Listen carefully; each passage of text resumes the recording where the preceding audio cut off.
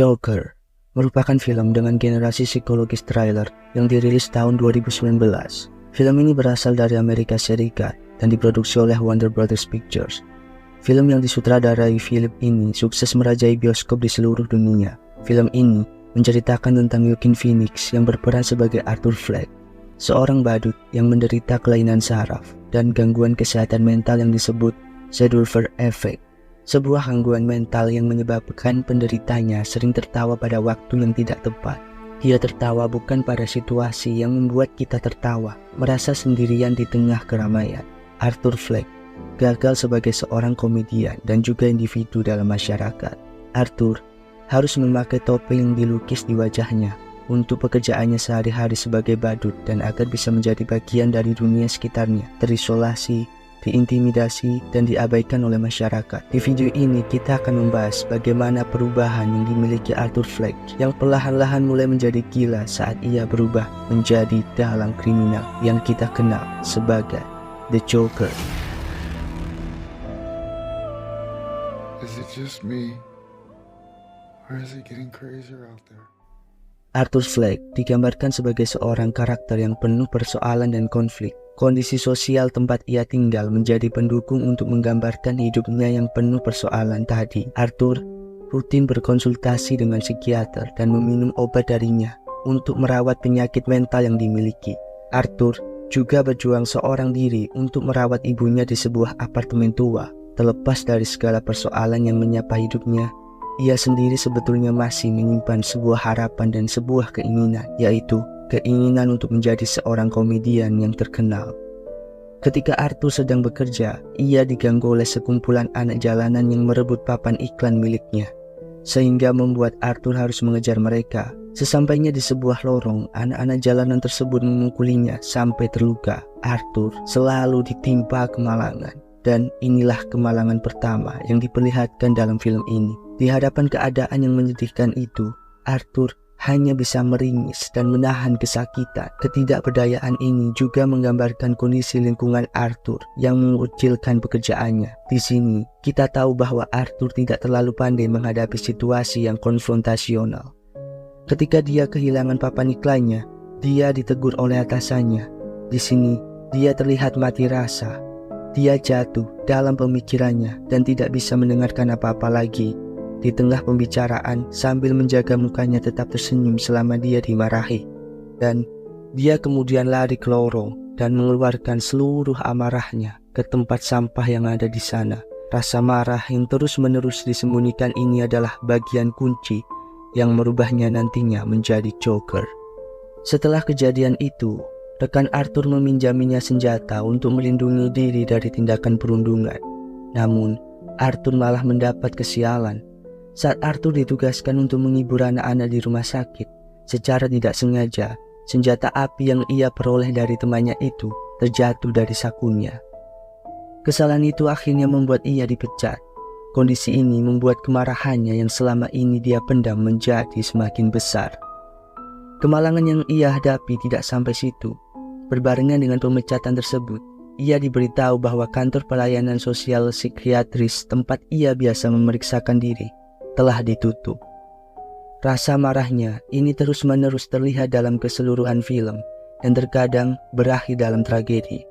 Arthur bukanlah orang yang pemarah dari sifatnya, tapi harus menahan semua kemarahan itu di dalam dirinya dan mengeluarkannya sebagai respons untuk situasi sulit yang dihadapi. Dan dalam keadaan tertekan inilah yang menyebabkannya melakukan kekerasan kepada orang-orang yang berbuat buruk kepadanya. Dalam perjalanan pulang menggunakan kereta bawah tanah, Arthur dirundung oleh 3 orang pemuda yang bekerja di Wall Street. Dalam kondisi kacau dan tidak bisa mengendalikan diri, ia kemudian menembak 3 orang pemuda tadi hingga mati. Pembunuhan yang telah dilakukan Arthur kemudian menyulut para pengunjuk rasa yang ada di Gotham City. Penembakan ini dianggap oleh para pengunjuk rasa sebagai seruan untuk membunuh orang-orang kaya. Selama ini, Arthur merasa jijik dengan situasi yang ada di Gotham sekarang dan sifat tidak berperasaan masyarakatnya untuk orang-orang yang memiliki kondisi sepertinya.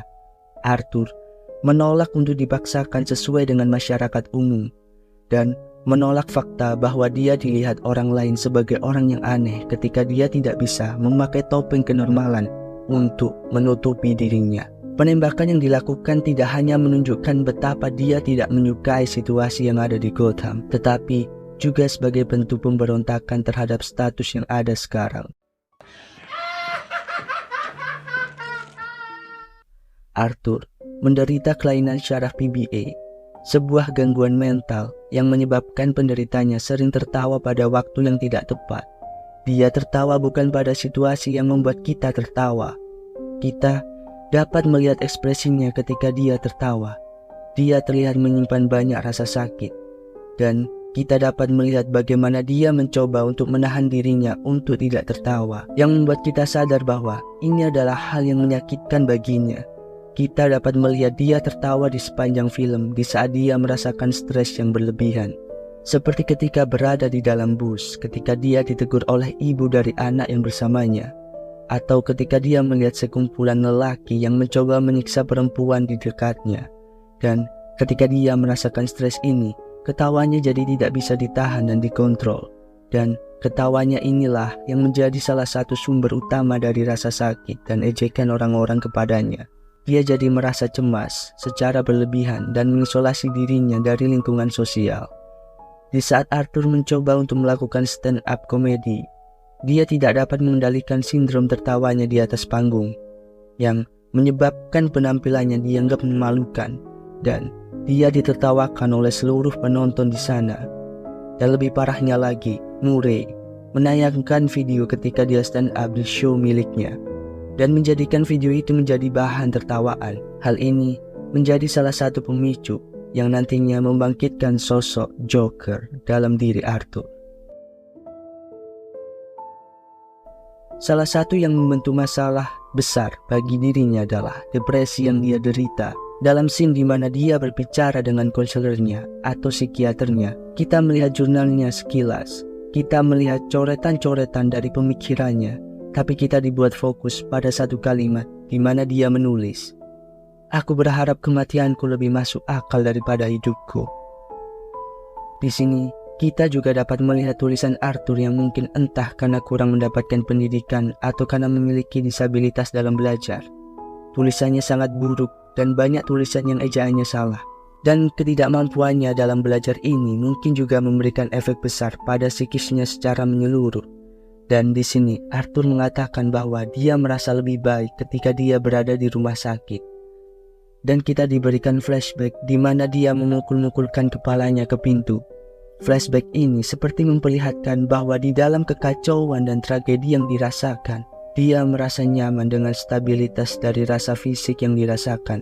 Dia mungkin merasa lebih nyaman terkurung di dalam kamar itu. Nantinya, dalam film ini, setelah dia melakukan konfrontasi dengan Thomas Wayne, kita dapat melihat dia masuk ke dalam kulkas dan mengurung dirinya untuk mencari tempat dengan rasa aman dari dunia yang dihidupi.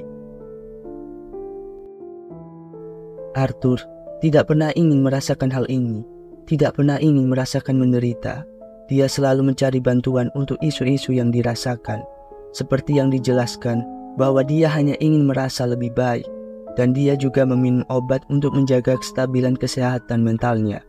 Kita dapat melihat bagaimana perjuangannya melawan mentalnya yang sakit, dan ini membentuk setiap segi dari hidupnya. Fakta bahwa dia terus-menerus merasa bahwa dia harus menyembunyikan masalahnya ini dan memalsukan kebahagiaannya demi orang lain, justru membawa perasaan depresinya lebih dalam lagi. Dia menjelaskan kepada staf yang ada di rumah sakit bahwa dia merasa sulit untuk merasa bahagia setiap waktunya. Bahkan, ada poin di mana dia menyatakan bahwa dia tidak pernah melihat kapan dia merasa bahagia, yang menunjukkan bahwa dia telah berusaha payah dengan emosi yang dia rasakan dan kebutuhannya untuk menyembunyikan semua itu. Kita dapat melihat Arthur terus-menerus mencoba terlihat bahagia di depan ibunya. Ibunya memanggilnya dengan sebutan Happy, yang berarti bahagia. Ibunya mengatakan Arthur dibawa ke bumi untuk menyebarkan rasa senang dan kebahagiaan. Ketika Arthur mencoba menulis materinya untuk stand-up komedi, kita dapat melihat dia menulis yang paling buruk dari memiliki penyakit mental adalah orang-orang dengan ekspektasi untuk kamu berperilaku dengan baik seolah-olah kamu tidak melakukannya. Untuk membantu dirinya sendiri melawan emosi negatif yang ada dalam dirinya, Arthur membuat coping mekanismenya sendiri di dalam kepalanya. Dia mengarang situasi dan hubungannya dengan orang-orang untuk membuat dirinya merasa nyaman. Pertama, kita melihat dia membayangkan dirinya berada di dalam TV show yang dimiliki oleh Murray, di mana dia meletakkan dirinya sebagai tamu, dan di sini Murray memujinya dan memberikannya perhatian yang dia inginkan. Disinilah kita mulai sadar bahwa Arthur tidak hanya membayangkan Murray sebagai idolanya, melainkan sebagai figur ayah baginya. Kita juga melihatnya membayangkan dirinya memiliki hubungan dengan Sophie. Mulai dari dia yang menstalking Sophie dalam 1 hari penuh. Walaupun itu terlihat menyedihkan dan menakutkan, tapi di dalam imajinasinya dia berhasil mengubah stalking itu menjadi awal dari hubungannya bersama Sophie. Kita melihat ini di saat dia masuk ke dalam apartemennya dan menciumnya setelah pembunuhan yang dia lakukan. Ketika dia membayangkan Sophie menontonnya stand up, dan bahkan ketika dia membayangkan Sophie mendukung dirinya yang telah melakukan pembunuhan. Hasratnya yang terpenjara, ia salurkan dengan berhayal. Bisa dibilang alasannya menjadi penyebab Arthur mampu bertahan di hadapan kemalangan yang terus menimpa dirinya ini adalah karena ia menyalurkan hasrat yang tidak terwujud dalam dirinya ke dalam fantasi. Fantasi yang dibuat ini memiliki tujuan supaya ia merasa puas, tidak kekurangan, dan merasa lengkap. Ketika Arthur mendapatkan pengalaman tidak menyenangkan, seperti ketika papan iklannya dicuri atau dimarahi oleh atasannya, dia hanya bisa tunduk dan tidak bisa melakukan perlawanan. Rasa marah yang selama ini terbangun dalam dirinya membuatnya menyalurkannya dalam tatanan simbolis. Baik itu gerakan tubuh dan bahasa, upaya penyaluran ini dilakukan untuk memperoleh kenikmatan dan kebahagiaan. Upaya ini diperlihatkan dengan Arthur yang menari dengan bebas. Menari baginya bukanlah sekedar tarian biasa, itu merupakan simbol dan perwujudan dari penyaluran hasrat yang selama ini dia pendam. Dalam kondisi itu, Arthur merasa melakukan sesuatu yang tidak terkendali dan dia merasa bebas, tidak terpenjara oleh norma dan nilai-nilai masyarakat. Kita melihatnya menari ketika dia mendapatkan pistol dari Randall. Dia menari di dalam rumahnya dan terlihat memiliki pemikiran untuk menembak seseorang setelah Arthur membunuh orang-orang yang ada di kereta api dan berlari ke dalam toilet umum. Dia menari lagi. Disinilah kita mulai diperlihatkan bahwa Arthur mulai merasa bahwa membunuh adalah hal yang bisa membuatnya bahagia. Dia merasa bisa mengeluarkan perasaannya dengan menghukum mereka yang menurutnya tidak pantas berada dalam masyarakat. Dan tragedi demi tragedi terus-menerus menyerang Arthur setelah konfrontasinya dengan ibunya mengenai Thomas Wayne. Dan ibunya yang terkena stroke membuat orang yang dekat dengannya sekarang berbaring di tempat tidur di rumah sakit mengalami koma. Dan di rumah sakit ini juga, dia melihat Murray menayangkan klipnya di saat stand up dan membuatnya jadi bahan tertawaan. Dia kemudian mengetahui bahwa ibunya entah berbohong atau mungkin delusional mengenai hubungannya dengan Thomas Wayne. Dan Thomas Wayne bukanlah ayahnya, dan bahkan ibunya sebenarnya bukan ibunya. Di saat dia mengetahui bahwa dia adalah anak adopsi, ketiga serangan ini membuat dirinya kehilangan sosok orang tua yang dia miliki. Bahkan dalam dokumen yang dia temukan, di situ tertera bahwa dia ditinggalkan. Ia menunjukkan bahwa dia tidak akan bisa menemukan orang tua kandungnya. Dia tidak lagi memiliki ibu, tidak bisa lagi berharap Thomas Wayne sebagai figur ayahnya dan juga figur ayah imajinatifnya. Murray sudah hilang di saat dia menjelekkannya di depan umum. Semua ini membuat Arthur kesepian dan kehilangan orang-orang yang benar-benar peduli kepadanya. Kesendirian ini mungkin sudah cukup membawanya ke jalan yang gelap. Namun, yang menjadi pemicu utamanya adalah di saat dia mengetahui bahwa dia disiksa di waktu kecil, masalah mental ibunya, dan fakta bahwa dirinya adalah anak adopsi. Arthur selalu memiliki krisis identitas selama hidupnya. Dia tidak terlalu tahu siapa dirinya sebenarnya, dan dia selalu mencoba untuk mengerti kehidupannya dan mencoba untuk menyatu dengan masyarakat. Pengetahuan ini membuat sadar bahwa dia memang tidak memiliki identitas dari awal. Dia, Arthur Fleck, seorang laki-laki dengan banyak isu-isu yang berusaha untuk menjadi stand-up komedian sambil mengurus ibunya yang sakit. Dan identitas ini ditantang ketika dia mulai percaya bahwa dia adalah anak dari Thomas Wayne. Dan itu juga hancur karena ketika dia bertemu dengan Thomas dan ketika dia menemukan dokumen adopsinya, Dia mulai melihat bahwa bukan hanya dirinya, bukan anak dari Thomas Wayne, dia juga bahkan bukan anak dari siapapun. Dan ibu, orang yang selama ini memberikan pengaruh positif dalam hidupnya, ternyata diam ketika Arthur dilecehkan. Atau mungkin orang itu sendiri yang melukai Arthur. Arthur dipukuli dan dibiarkan kelaparan dan terikat ke radiator, dan dia diharapkan untuk terus tersenyum.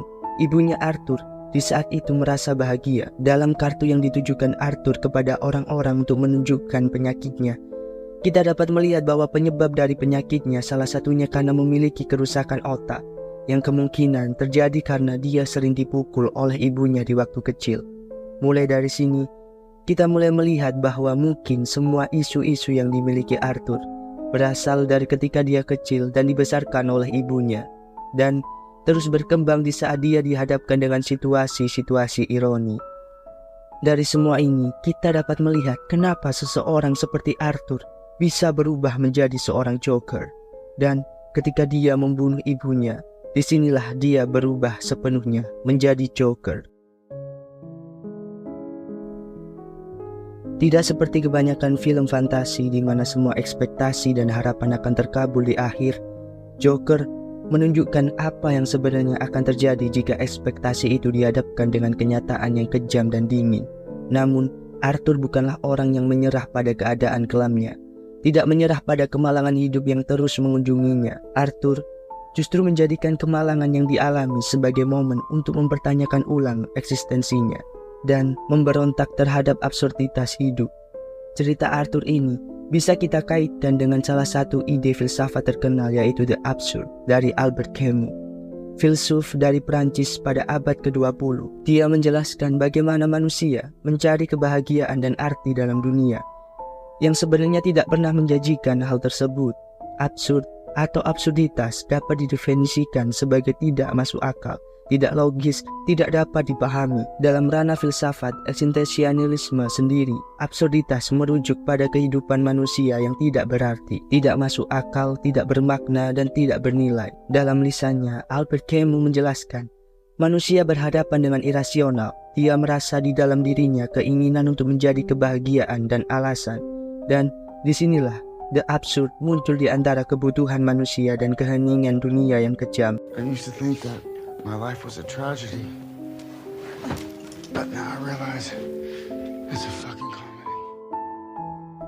Arthur Schopenhauer, filsuf dari Jerman, pernah berkata, kehidupan setiap individu jika dipandang secara keseluruhan dan secara umum, dan ketika hanya bagian yang signifikan yang ditekankan, memang adalah sebuah tragedi. Tapi, kalau diteliti secara detail, kehidupan memiliki karakteristik dari sebuah komedi. Seperti tragedi komedi itu lucu karena menggulingkan ekspektasi kita. Kita merasa sesuatu itu lucu karena punchline-nya tidak sesuai dengan sesuatu yang kita ekspektasikan di otak kita.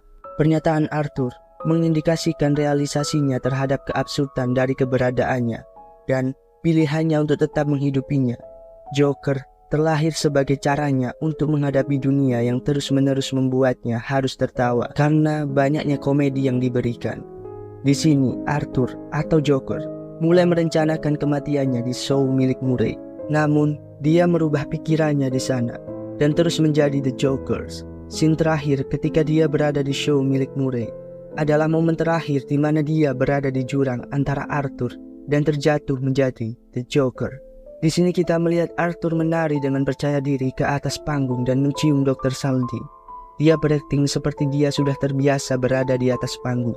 Pembunuhan yang sudah dilakukan sebelumnya, kehancuran realitas yang dimiliki, membangun rasa kepercayaan diri yang luar biasa ini. Namun, rencananya untuk membunuh dirinya sendiri mulai menghilang di saat dia dikonfrontasi dengan orang yang menurutnya buruk.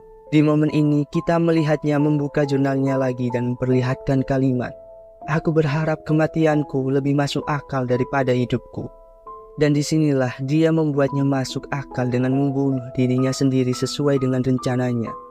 Untuk pertama dan terakhir kalinya membuat sesuatu yang sesuai dengan ekspektasinya. Arthur mulai berkata bahwa dia tidak merasa bersalah karena dia tidak memiliki apa-apa. Tidak ada seorang pun yang bisa menyakitinya setelah dia mengalami kehidupan yang penuh rasa sakit dan penyiksaan. Karena dalam beberapa menit ke depan, dia akan terbebas dari semua ini. Namun rencana akhirnya berubah ketika Murray terus-menerus menjadikannya bahan tertawaan. Arthur yang sudah merasa muak dengan dunia terus-menerus dibuat merasa inferior dan diejek oleh orang yang dianggap sebagai idolanya, orang yang dianggap sebagai figur ayahnya sendiri. Kemarahannya terus-menerus meningkat semakin show-nya berjalan. Dia berkata bahwa semua orang itu mengerikan dan tidak ada lagi orang yang sopan, yang berhenti sejenak dan berpikir bagaimana rasanya untuk menjadi orang lain. Dan dia juga berkata bahwa orang-orang di Gotham seperti Thomas Wayne berharap semua orang untuk cukup menerimanya seperti anak kecil yang baik. Disinilah kemarahannya mencapai ujung. Emosi intens terbangun selama hidupnya. Perasaan kebencian dan kejijikannya terhadap dunia terkumpul pada tembakannya ke kepala Murray dan dia tertawa.